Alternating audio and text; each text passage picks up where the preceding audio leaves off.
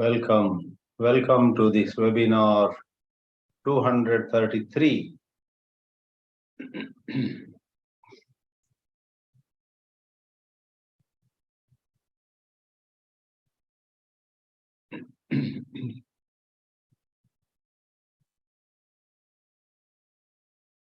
Let's start.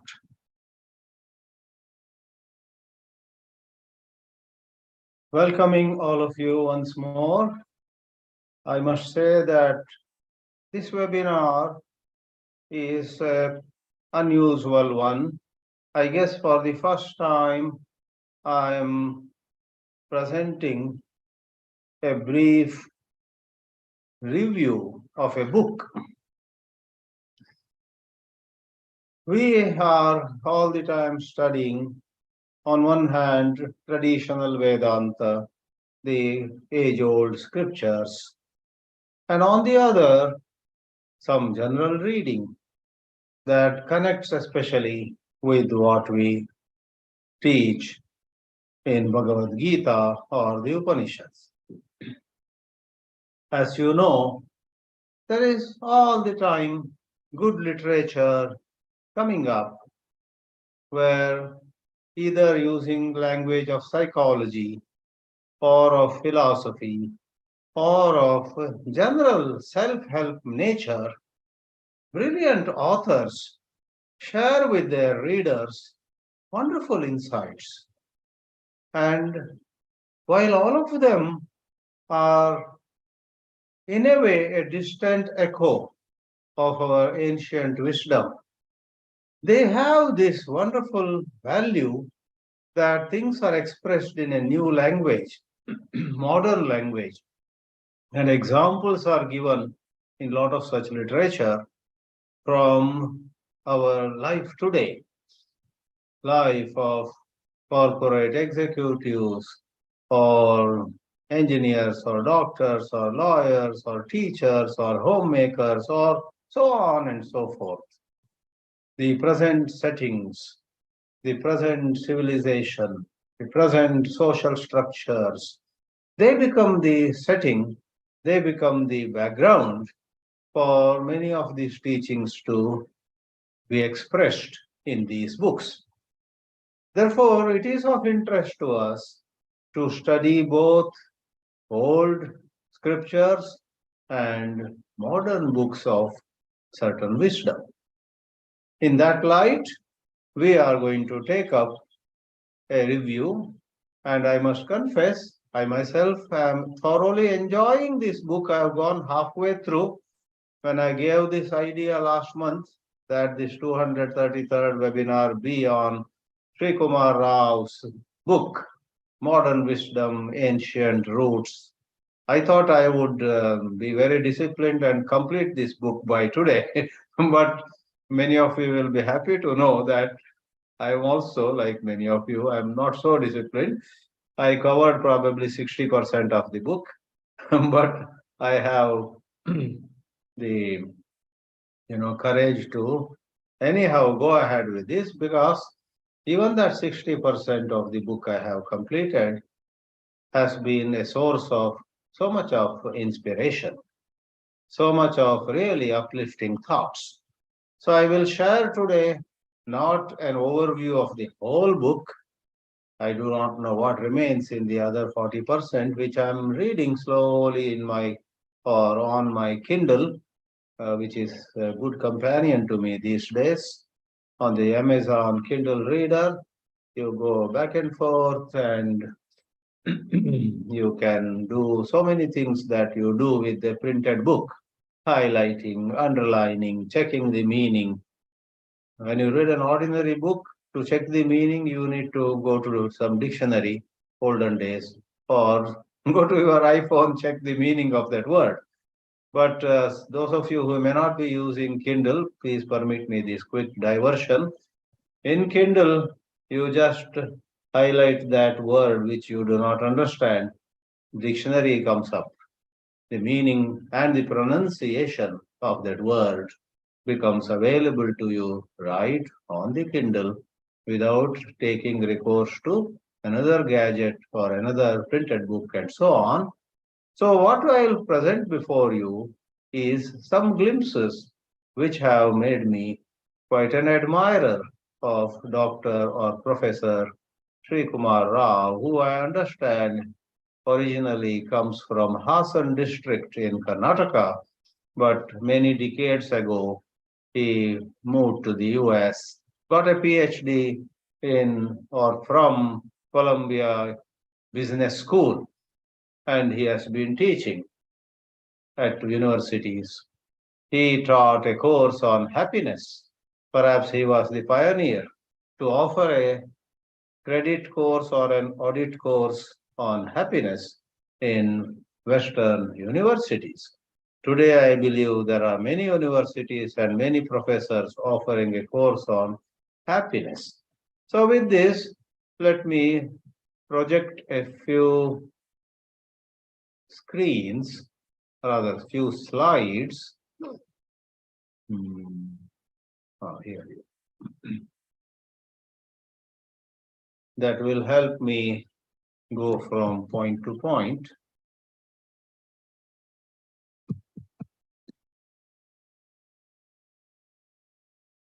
Yes. So the book that we have taken up for, as I say, some glimpses of some beautiful thoughts that the author shares with all of us is Modern Wisdom, Ancient Roots. I have all the reason to believe that Dr. Rao has taken this idea from a couplet in Kannada in a great work called Kagga, Mankuti Mana Kagga. That illustration is given. Modern science and the statements of ancient rishis together can bring great happiness to human life, says a certain couplet.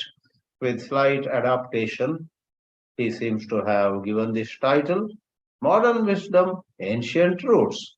And there is another line, I hope that is also readable for you on your screen. On the title page, The Movers and Shakers Guide to Unstoppable Success. I suspect that his publishers, whoever they are, would have insisted on adding this line because such lines, unstoppable success makes the sales go up by maybe 100%. The world, this mad, mad world, wants some bombastic, some glamorous words. If I write a book, Essence of Vedanta, maybe 100 people will buy. If I write the book, Essence of Vedanta, and I have a second line, how you can find bliss, lasting happiness all through your life. So many more will buy. So we should ask Dr. Rao if we get a chance. Did you have this line, movers and shakers guide to unstoppable success right in the beginning? Or did publishers or somebody insert it saying this will increase your sales, dear friend? We should ask him. Anyway, I have um, enough knowledge of Srikumar Rao's writing style for not only this book, I have read maybe dozens, if not 100, of his short pieces that come to me periodically over email. And everywhere, he actually is not goading us to success. He is not pushing us towards some fancy goal. He is quite philosophical but very relevant to modern times. He actually echoes what is said in the Gita. Enjoy every day. Do your work with love. Do your work with happiness. Find your passion. Find what actually goes well with your heart. Do not come under the influence of this crazy world. This is the spirit of much of his writings.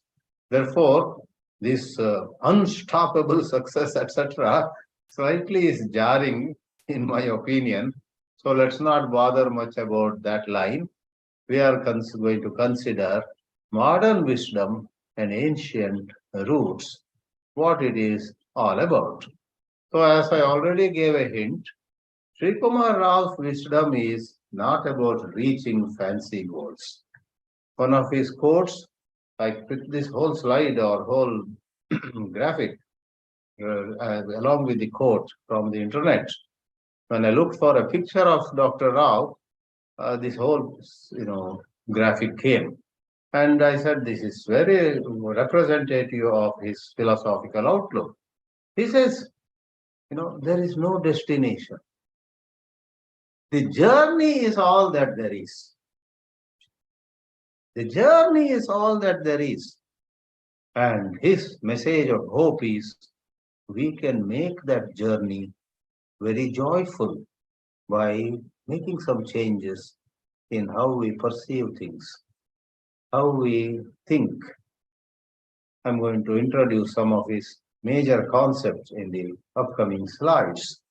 But please note, while generally the crazy world asks us to look at somebody who has sat on a big chair and, makes us feel, oh, I am way behind, and then begin to cry. That's the general crazy influence of the society around us. Sri Krishna in the Gita said it thousands of years ago. Be good in your karma. Do your work well. Don't be overly concerned with your phala.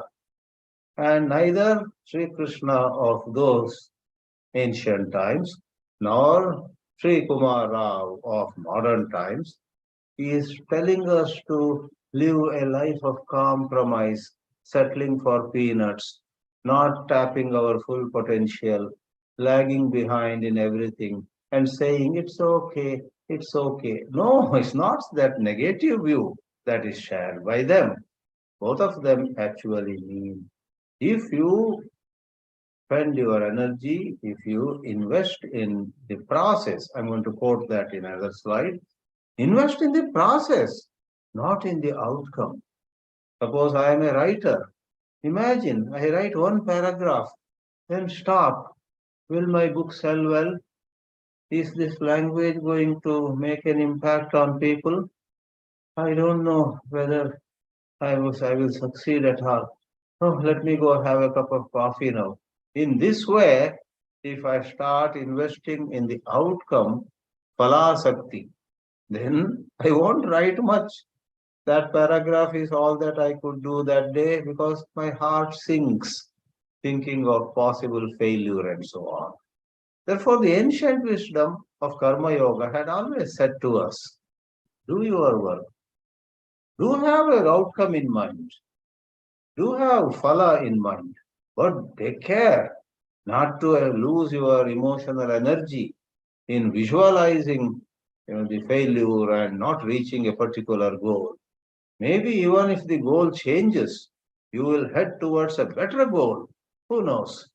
Do not think that you need to be stuck with one picture of where your life should go towards. Life is, Deepak Chopra said, a field of infinite possibilities. You know, to give quick example, in Karnataka, there was this poet Kuvempu. His full name was K.V. Puttappa. At the age of 10 or 12, he was so gifted in poetry. And he was writing more in English.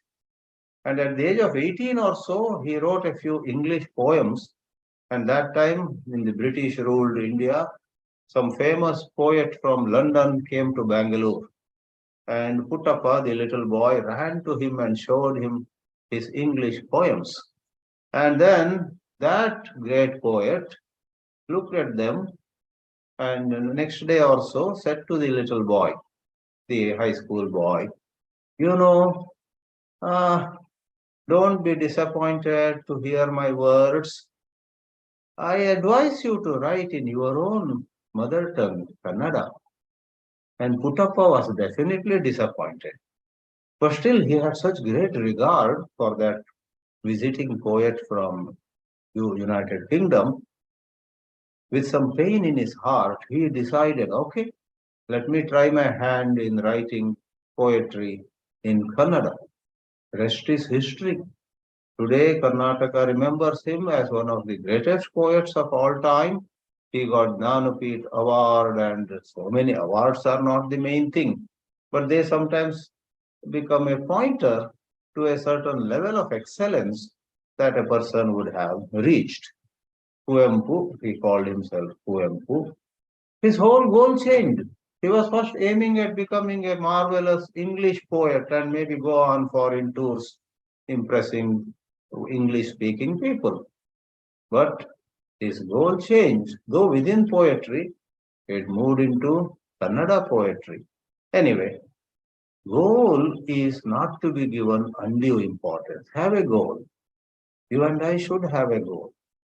Not that we live directionlessly. That is too high a philosophy. That may work for some Ashtavakra or some, they have absolutely no goal. They live in some kind of transcendental state.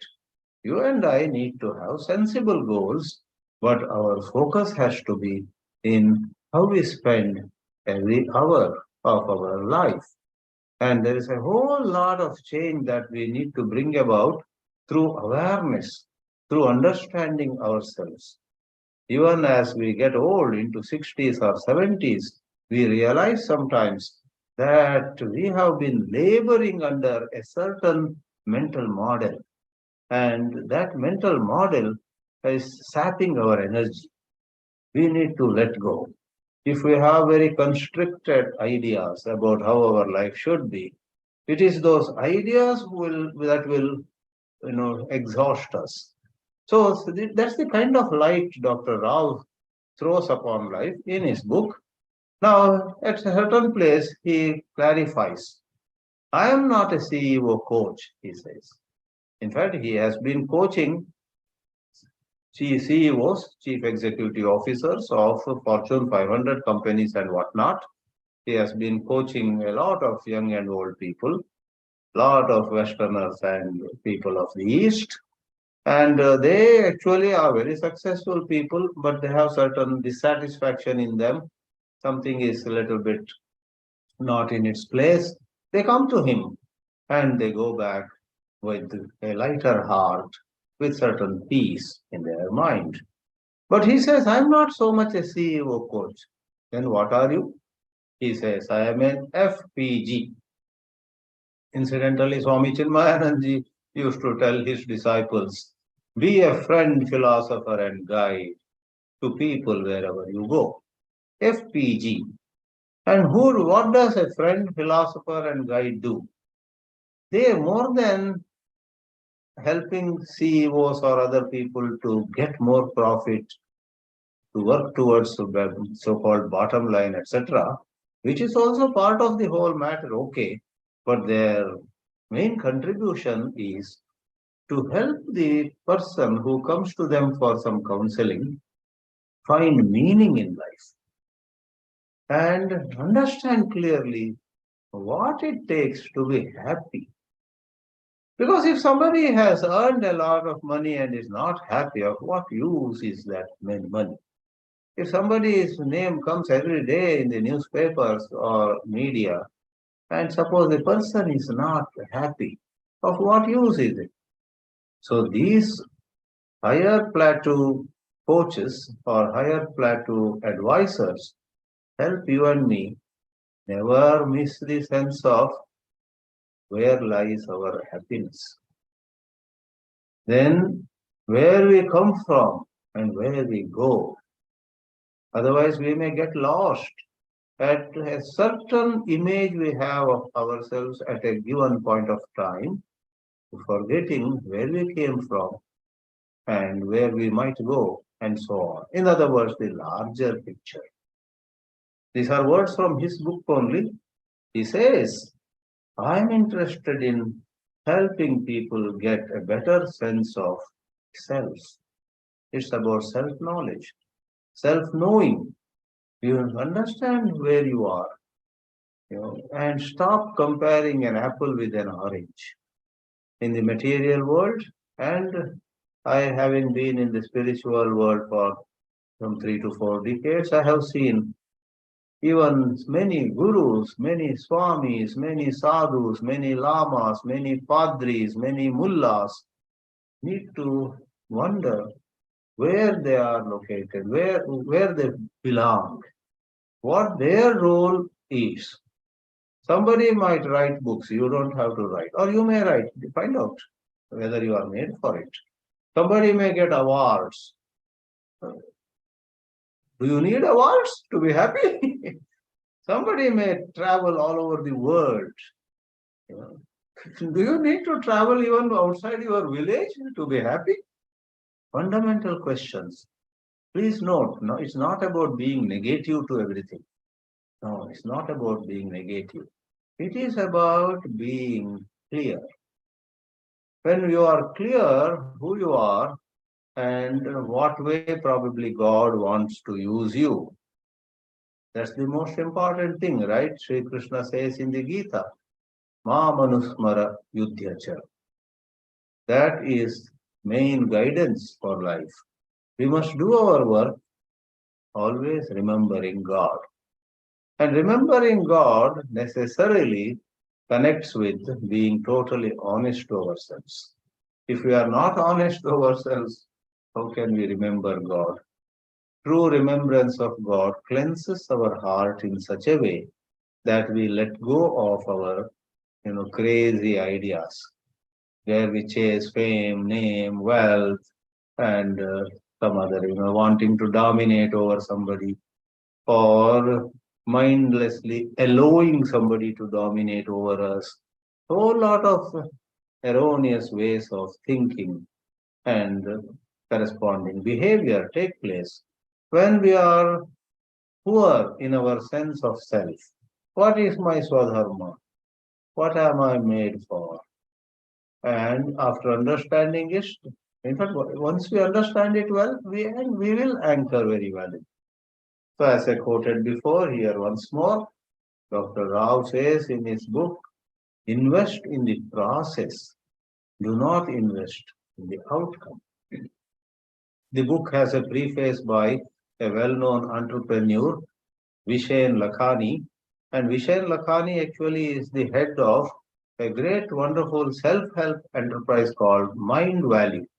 You go to YouTube and put Mind Valley, not Silicon Valley, Mind Valley. And you go to Mind Valley, they have so many programs, so many videos, so many things whereby you raise the level of your consciousness. And he had figured it out, visualized, but first few years he was apparently losing. His business was not doing well. He has done that looking at as a business model. And that is where Dr. Rao came to his help. And in his preface, Vishen writes, one of the shifts that Dr. Rao helped me make in way of seeing is work is not work itself. Work and what you get from it, etc., are all secondary. We must look at our work, and for that matter, I would add, we must look at our relationships as a tool to grow. In work, we grow. In relationships, we grow. One day somebody is hard to us. Another day I am hard to somebody. Somebody pains me today and I pain or hurt somebody tomorrow. All this goes on in life. But even as all this happens, don't look so much at, oh, I have been insulted and so on. But ask yourself, in this whole matter, what is it that I learn?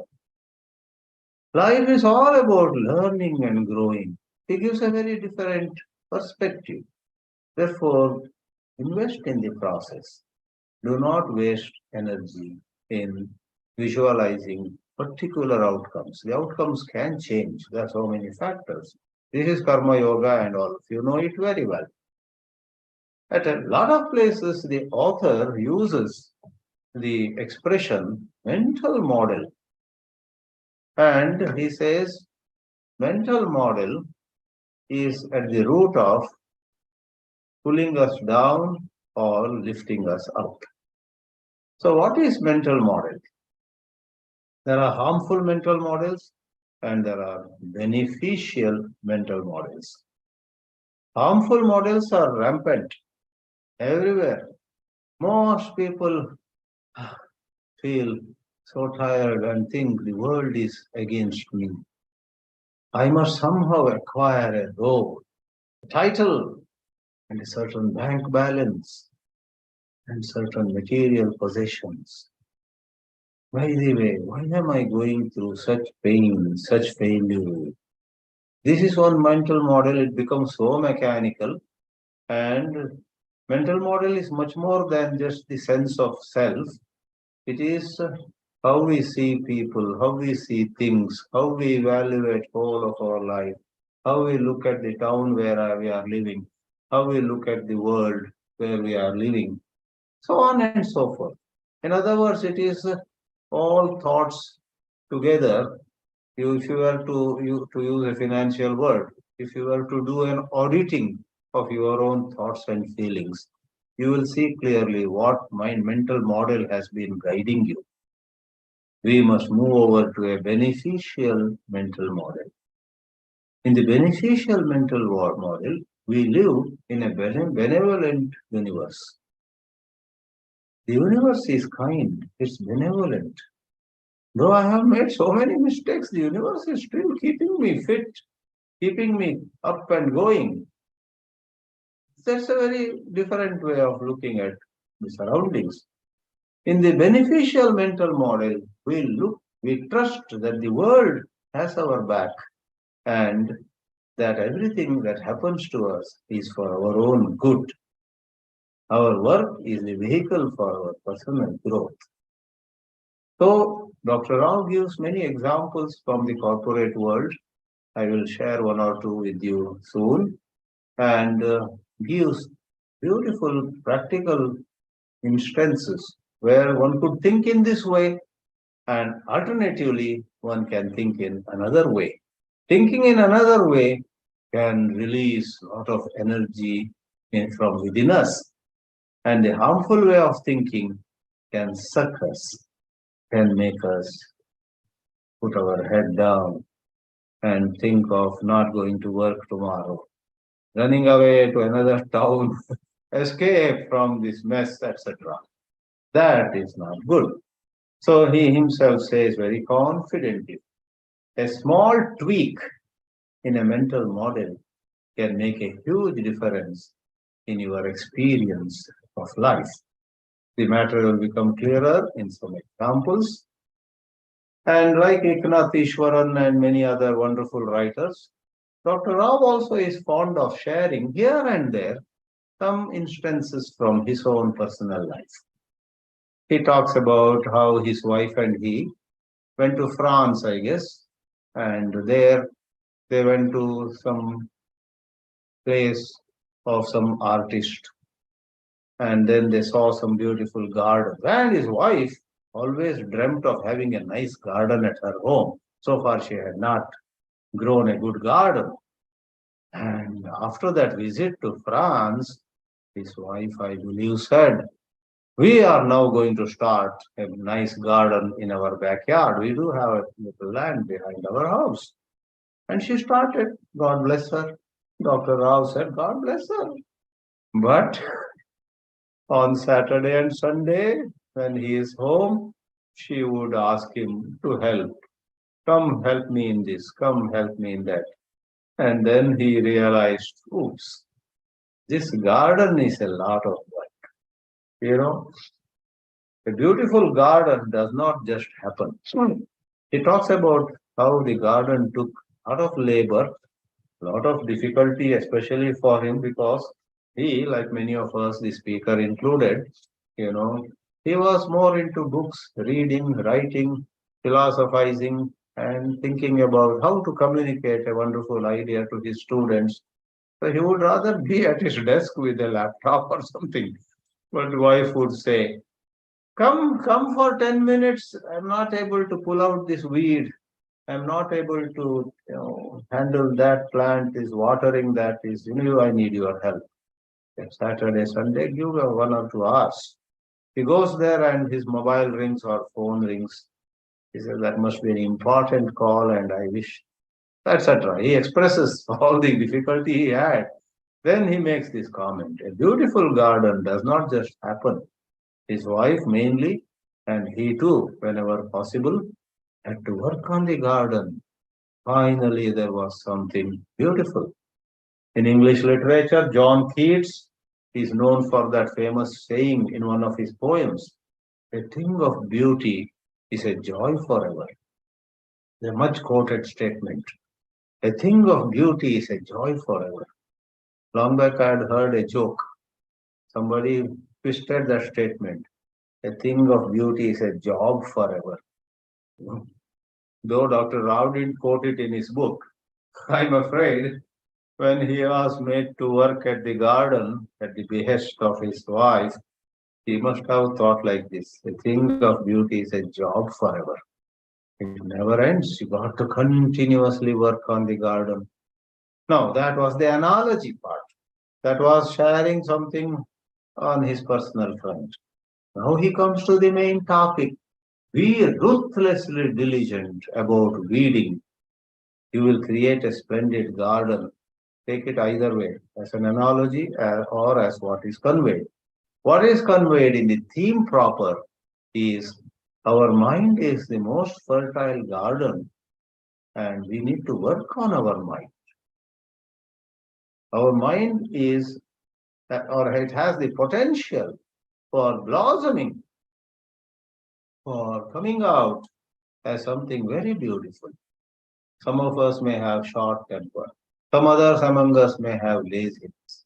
Some others may have certain, bruises in our psychology. Every one of us has some problem. They are the weeds to be removed, and that requires hard work.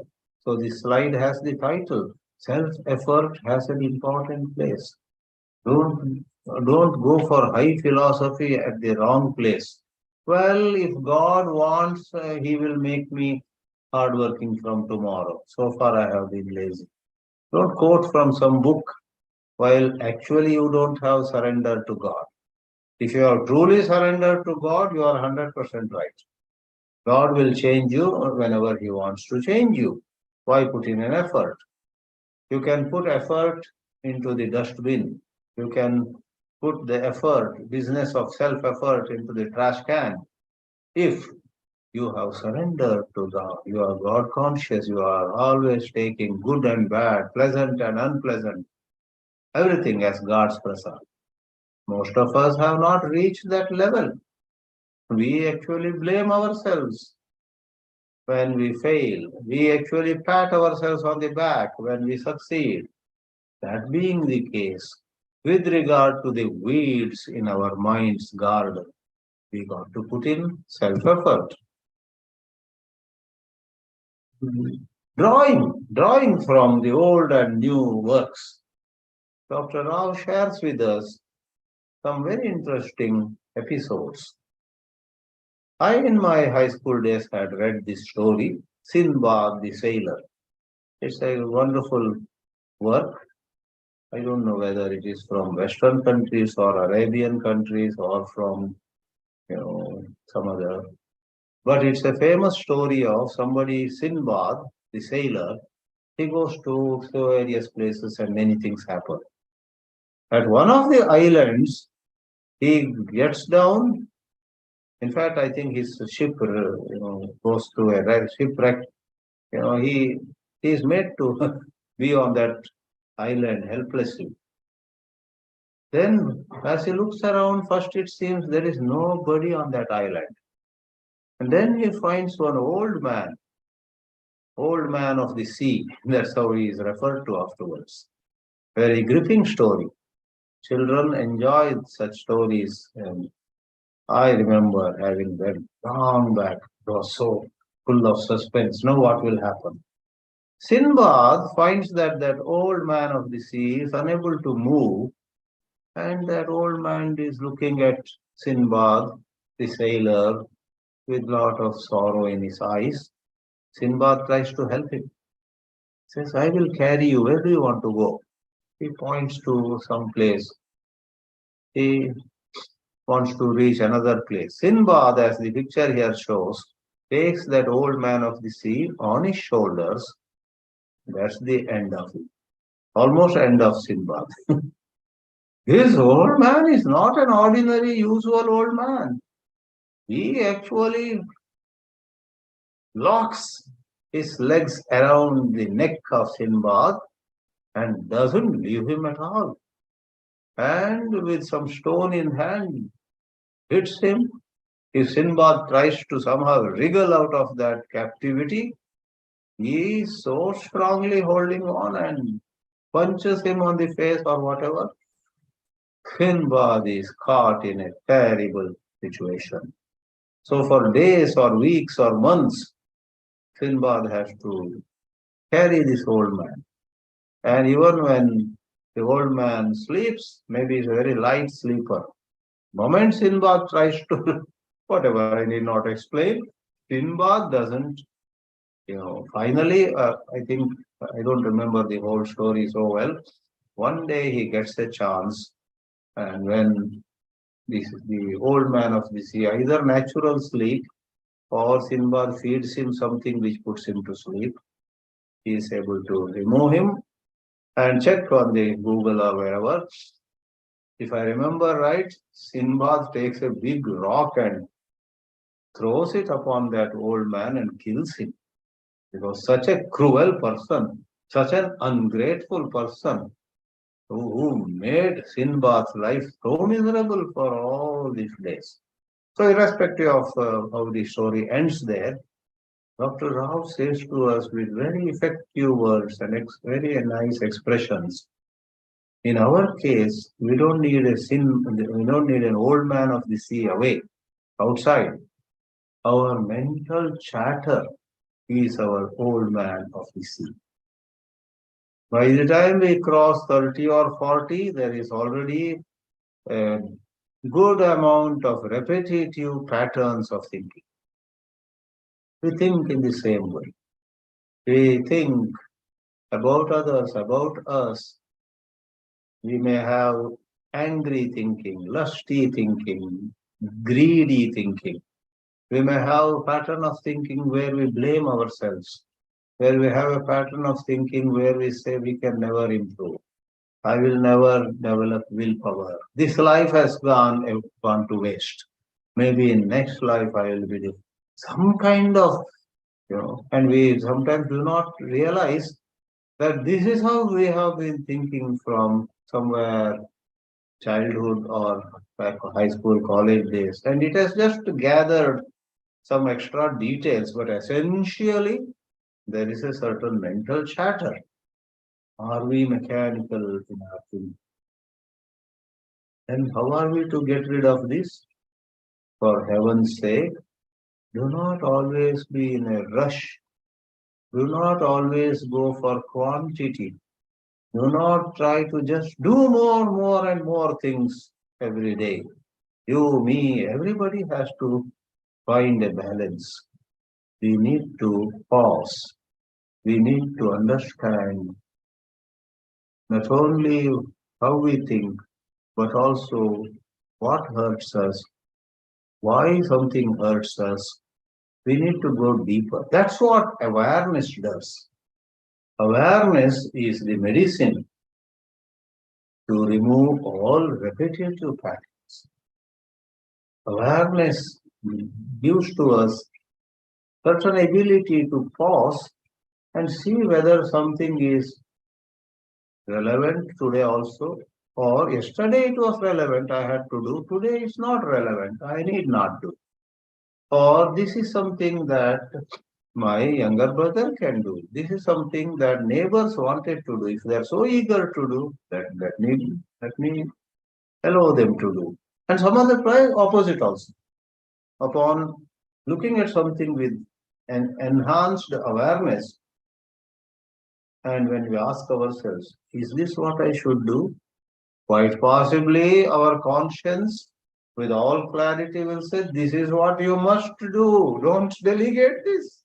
Don't pass this on. This is your own job.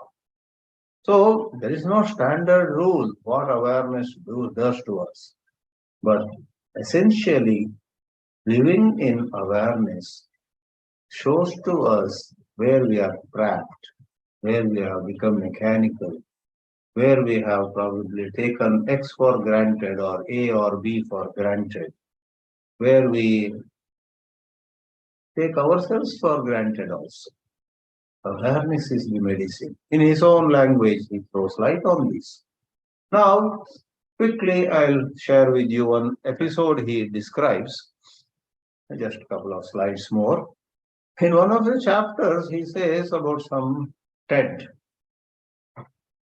Ted, Western name like Bill or Rick or uh, uh, those short names, Ted. So there was this man, Ted, and at the age of 60 or 68, he died one day. And Srikumar Rao says, whether it is real or fictitious doesn't matter. Dr. Rao went to the funeral of Ted, and a lot of people had gathered. They were all sad. Ted is no more. And Srikumar Rao sees Ted's mother-in-law, Ted's wife's mother. And he goes over to her and says, "So sorry, please accept my condolences.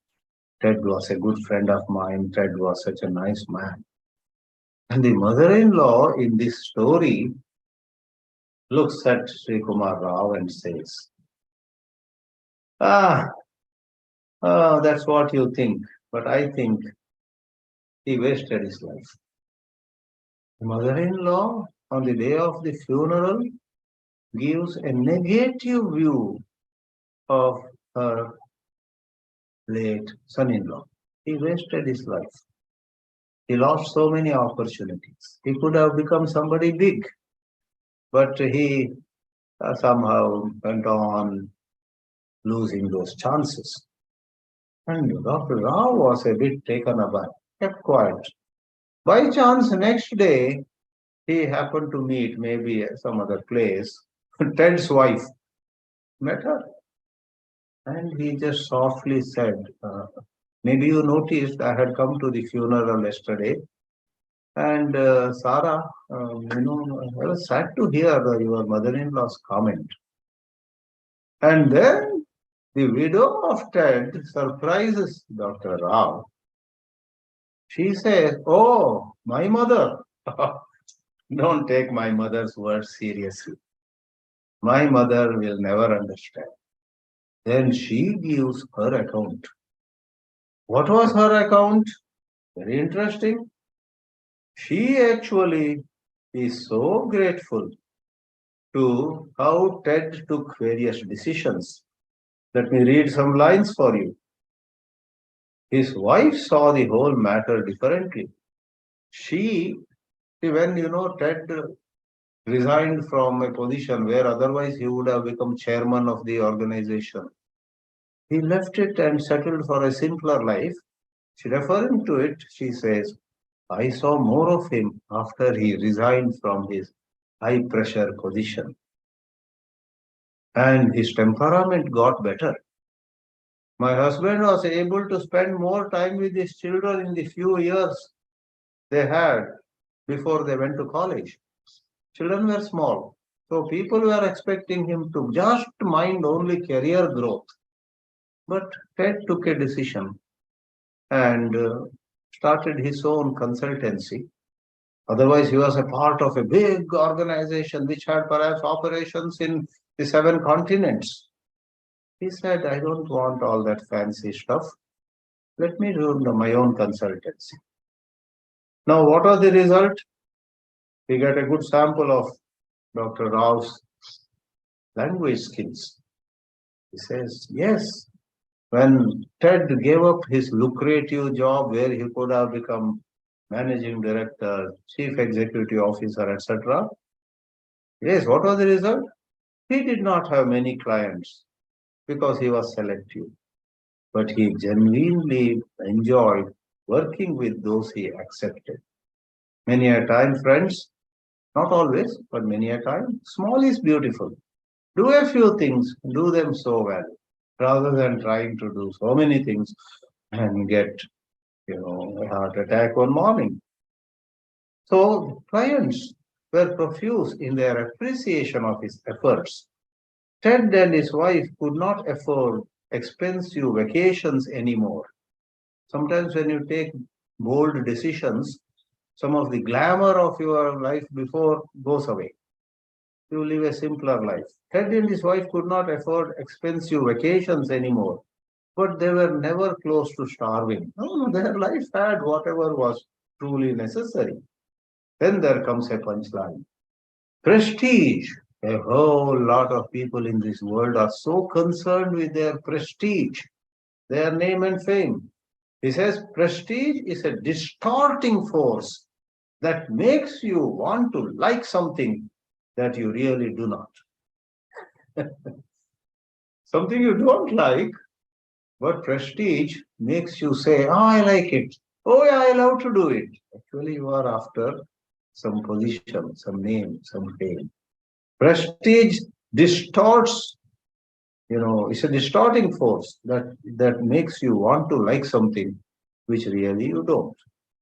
So this is the light. There's a lot of light thrown on human psychology, how we fall.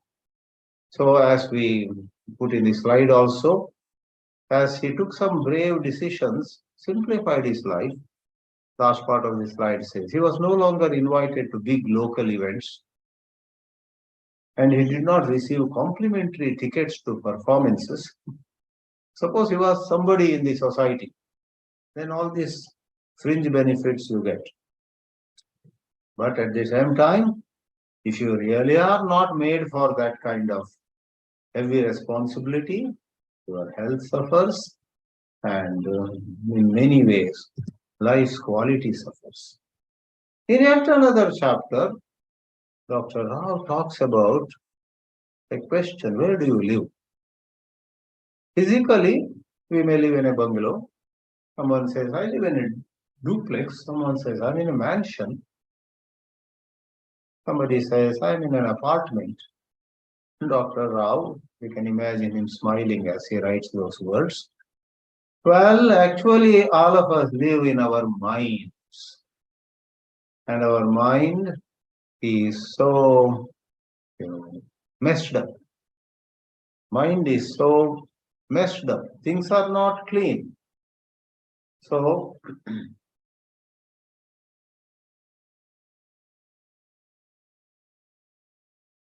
he talks about how the house of our mind is so unclean.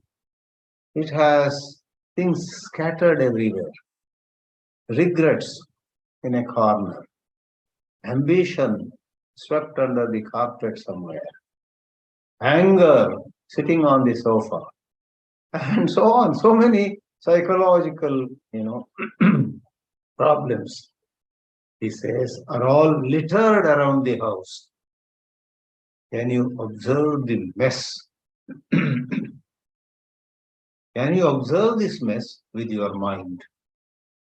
And mind is where you live. Good analogy and good description of this thing. He shares with us a story which was really very strange. He himself admits this is a bizarre story. It's a very unusual story.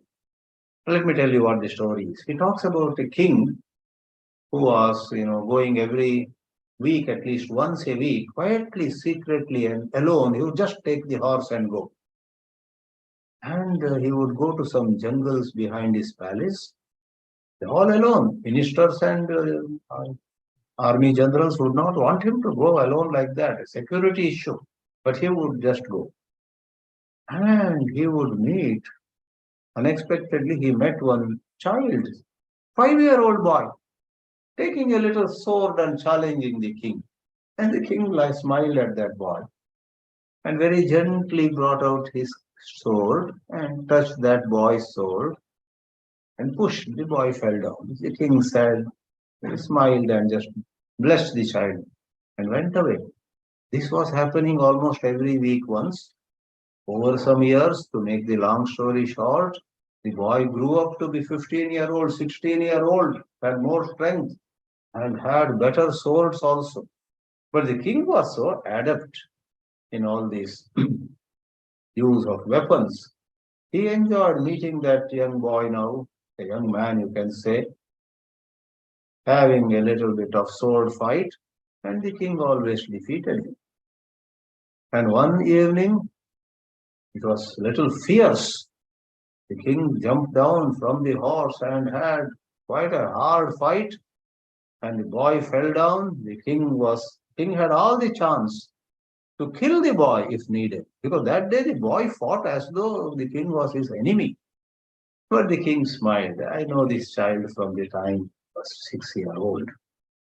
And the next day, that is where the story takes an unexpected turn. Next week, when the king went, this fellow was again there and challenged the king, and the king said, okay. They fought, and as fate would have it, the king fell down, and his sword fell 2 meters away. And the boy came right at the body of the king, and looking at the king, said, today I'll finish you. And the king smiled and said, my dear boy, you and I have been friends for all this time. I know very well you will not kill me. To the shock of that king, the boy chopped off the king's head. King died. Such a sad death. No forgiveness, or what forgiveness? No gratitude.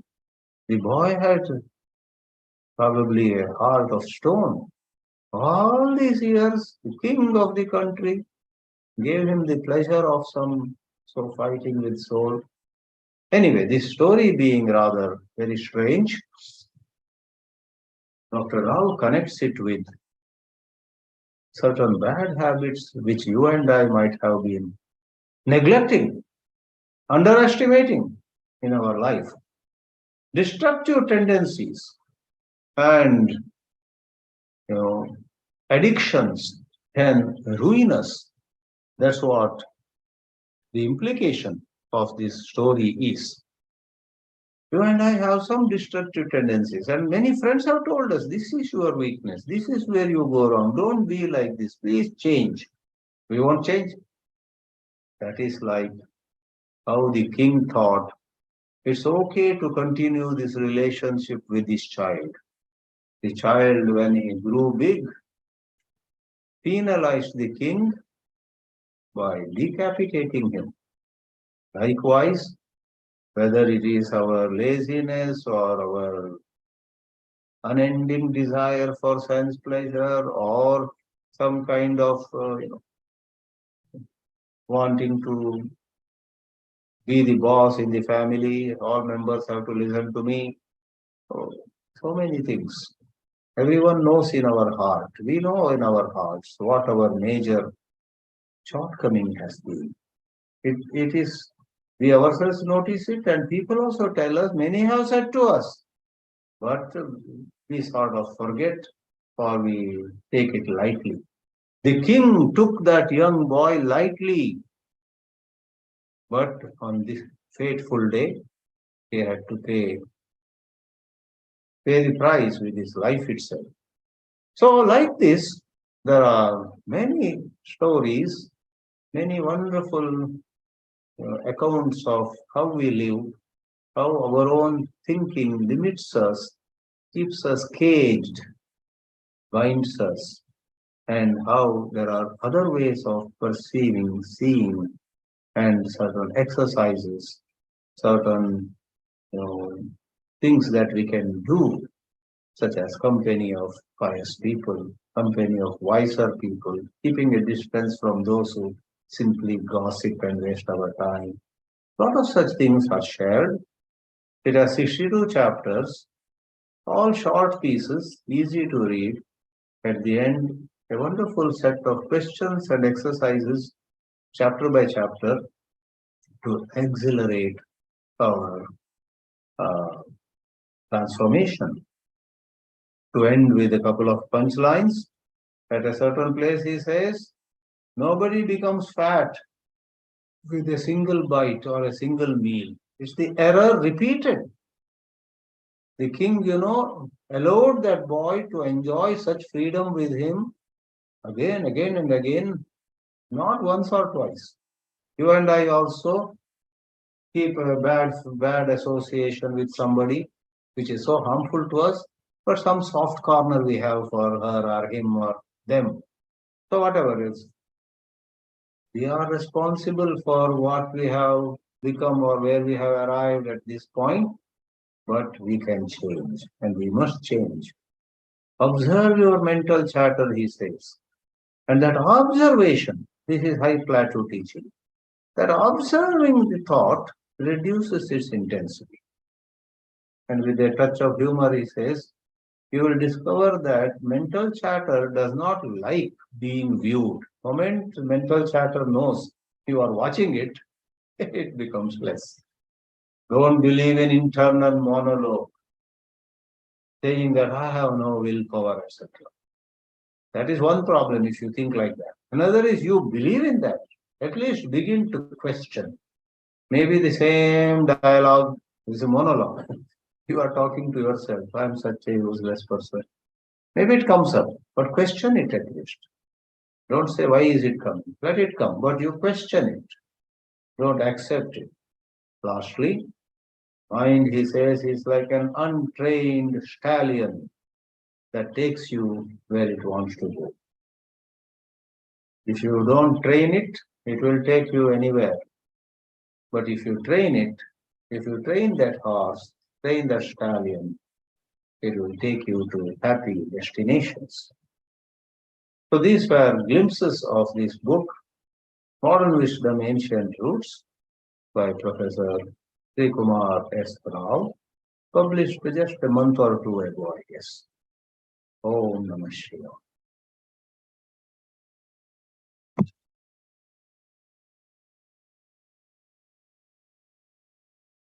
Let me see if there are some comments or questions.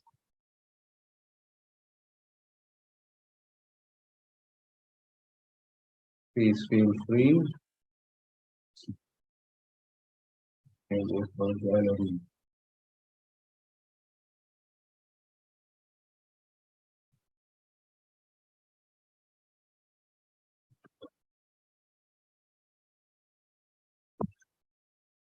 Yes, I hope it triggered a lot of thinking on your side. Please go ahead.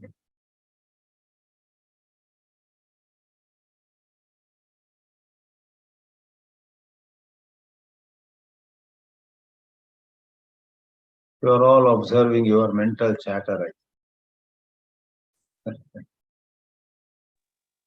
Please do so, but now it's time to ask or make a comment. Hari Om Swamiji, this is Yes, Praveen. tell me. So Swamiji, I know when we reflect on our mind process, so it justifies so many ways, right, Swamiji, Yes. what we're doing. How do we get that real honest reflection, Swamiji? You already possess certain ability to separate the, what do you call it, grain from the chaff, to separate real and unreal, separate truth from the false. Already you have some ability, but you can enhance that ability by, some 2 or 3 little things you may do on a daily basis. Number one, give yourself enough sleep. If not 8 hours, if not 7 hours, 6.5 hours at least. 7 will be good. Undisturbed sleep. Adjust your other schedules in such a way. Second is, if not an hour or 45 minutes, do 10 minutes of breathing exercise every day. Somewhere, it could be at any time. Do 10 minutes of some yogasana, etc. These actually, because body and mind are related, body, breath and mind are related. These actually give you a little more stability, pause. If you are standing on a stable platform, you can watch something happening around you properly. If your platform itself is shaking, you can't watch what is going on around also properly. So you and I have to have an integrated approach. Mere Vedanta would not have. Vedanta is very high truths. No one can dispute. Vedanta is high plateau of truth. But there are all these issues where we lose our very ability to behold the truth. Somebody gives you a pearl, an expensive pearl, but let's say you are so agitated that on that occasion, you just give it back to him without even seeing what it is. So, like that, Vedanta sometimes is like that, a pearl presented with a great grace and beauty by some competent teacher. But our mind is agitated. So, mind is connected to the body. Both are connected to breath. Therefore, 10 minutes of physical exercise, 10 minutes of breathing exercise, if you incorporate, preferably either in the morning, first thing to do, or in the evening when you are back from work, first thing to do. Tell your family members, I'll join you in 30 minutes. Close yourself in a room. And they think that you are lying down, tired maybe from work. You quietly do your 10 minutes physical and 10 minutes of breathing exercise. The very fact that you have done those couple of right things to do gives you certain morale boost. You feel, finally life is coming under, right? I trust you are already doing a few things. So Yeah. my main point to summarize is we can increase our ability to watch thoughts, to watch the mental chatter by some supporting lifestyle and exercises. Thank you, Swamiji. Thank you so much. Most welcome, Rina.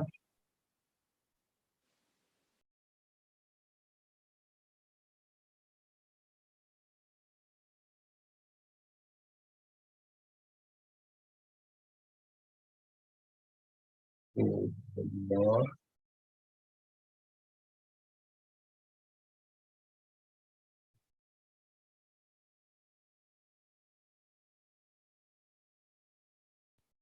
There seems to be some question in the chat box, or it may be just home and appreciation. Oh, please pray, stop sharing screen. I just now read. Then, other things are. Some appreciation and greetings. Welcome and my greetings to all of you too. Maybe one more comment or question. How many of you would want a second session on the same book? Yes, yes, Sucheta ji. Namaste Swamiji. This is very useful without going into Sanskrit and the slokas and all that. So I'm already thinking of buying it and gifting it to my young relatives and friends. Right. They would love it. It's They a would good love it. gift. It's a good gift for especially those who love Yeah. reading. Who love reading. Mm-hmm. Yeah, and without going into too hard, usually they don't like to go into Sanskrit or slokas. So Correct. this summarizes. And do you have any other books similar to this? And does Yeah, he have? he has several books. I think 4 or 5 he has written. So you Okay. can Google up, just put his name and in his Wikipedia, etc. You will have the. So for youngsters, do you recommend this or should I go through? Actually, I have not read other books by him, but I get more or less a weekly email from his Rao Institute, and Mm-hmm. those emails are so good, but they are not a book. Uh, Mm-hmm. so I am confident that all his books are so wonderful. It's just like Eknath Ishwar, once they have a vision and a skill, whatever they write is quite good generally. Okay. Thank you so much. I'm trying to find.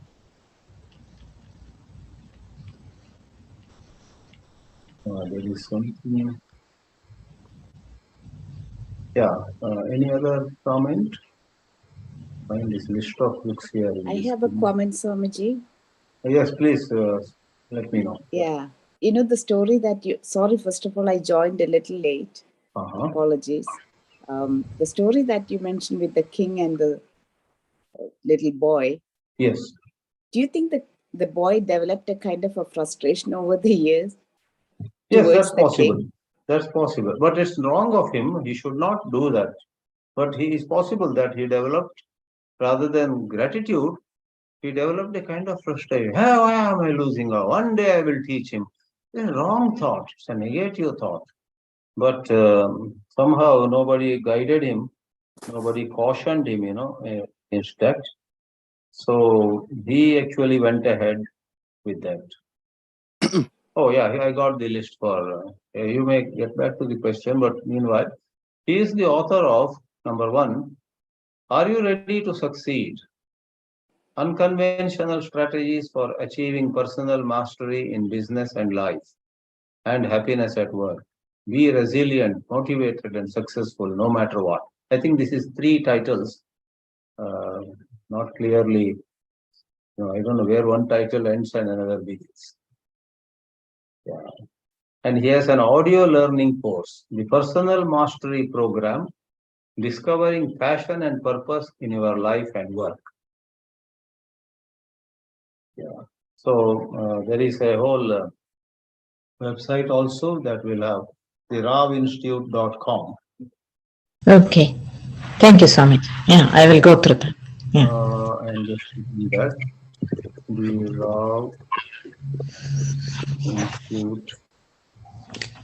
rawinstitute.com. Yeah, simple as that. Of course, with the HTTPS, etc. The rawinstitute.com will have all these details. Okay. Jyoti, did you complete your remark? Maybe. Yeah. Yeah, that's the thought. Maybe the king was also using his power to, See, he's that getting comes. a kick out Correct. of playing with the boy, and he's winning. So he's also concentrated on the winning part of it. Yeah. Like a true matured person would let the child win sometimes just to get his,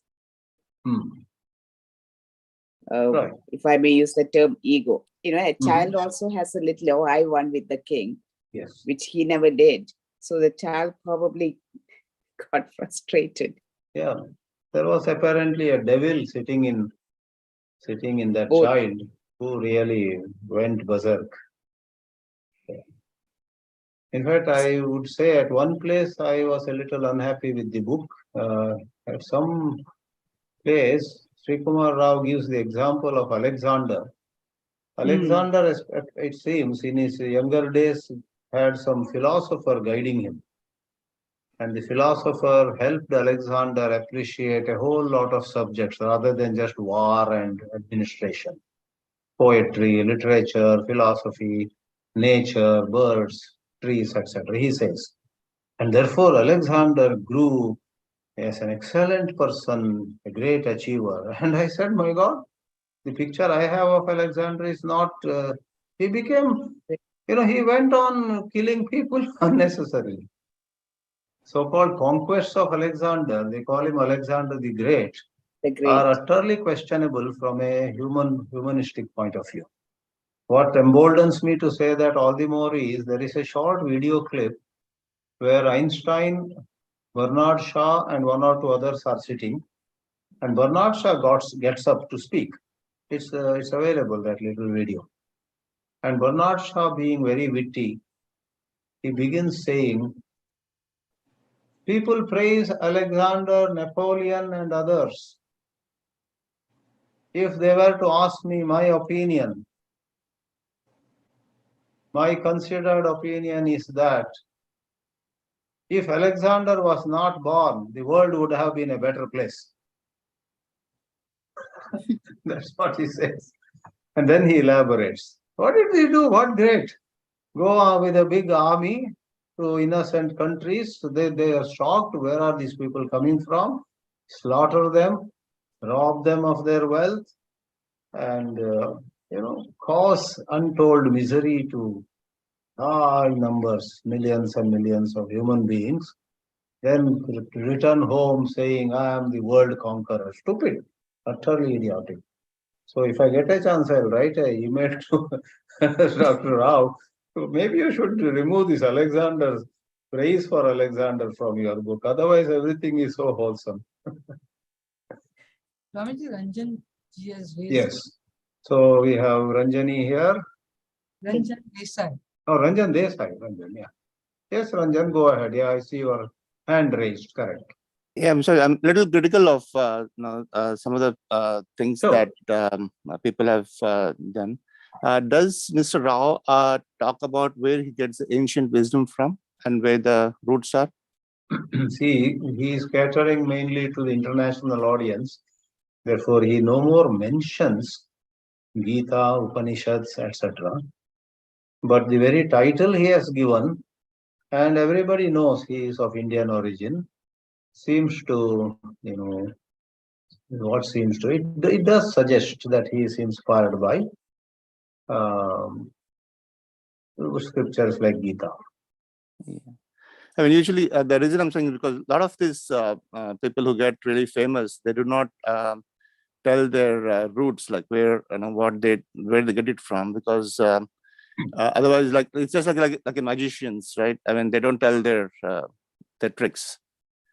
It will be helpful. Probably at one or two places there is a mention of Bhumi and maybe Sri Krishna also, but they keep it very low, and it's difficult to judge them because whether they have not mentioned it for avoiding some kind of rejection from their audience, or they have avoided mentioning it because they may feel it may not mean much to my audience.